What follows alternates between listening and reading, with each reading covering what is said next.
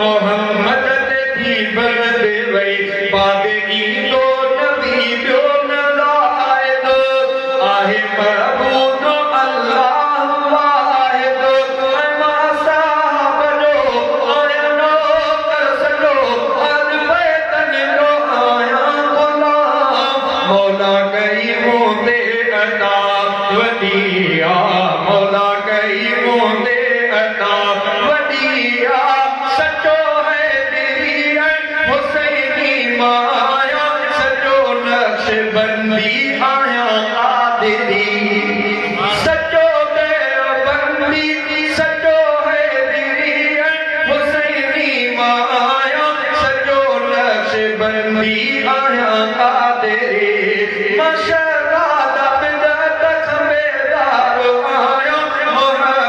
संदल की भरी डायरे आया अल्लाह जे कर जो आप दो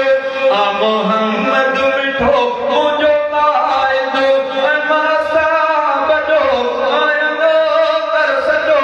अल बैतन जो आया गुलाम मौला कई मूं ते अता वॾी आ मौला कई मूं ते अता वॾी आ मन अल्लाह के हिदायत दी इंसानियत सिखो ऐ अदा इंसान जो एहसास करे इंसानियत सिखो ऐ अदा इंसान जो एहसास कर कुछ लोग लालच जे करे कुछ लोग लालच जे करे तू घर न कंहिंजो नास कर इंसानियत सिखो ऐ अदा इंसान जो एहसास कर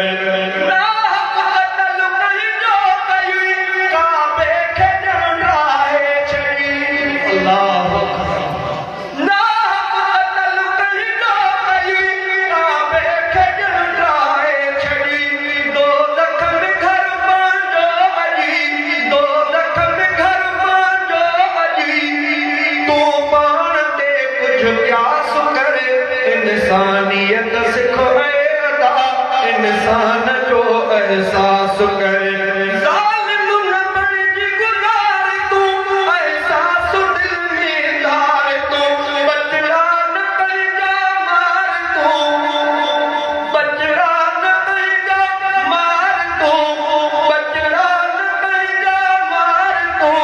दिल की न कइजी उदास कर इंसानियत सिखो इंसान जो एहसास कर इंसानियत सिखो ऐ अदा इंसान जो एहसास कर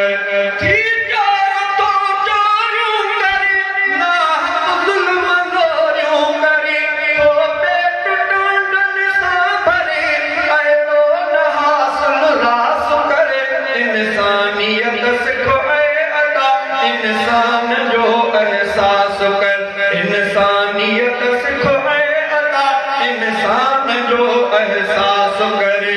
अगवा करे चोरियूं खणी इहा ॻाल्हि थी तोखे वणी किनखे पियो गोलियूं हणी हॾरनि खां धारनि मास करे इंसानियत सिखो ऐ अदा इंसान जो एहसास कर इंसानियत सिखो ऐ अदा इंसान जो एहसास करे कुछ लोग लालच जे करे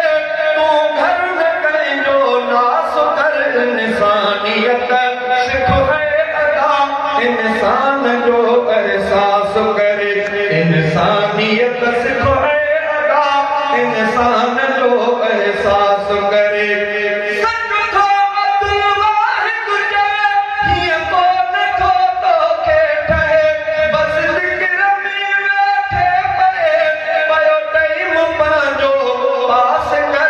इंसानियत सिखो ऐ अदा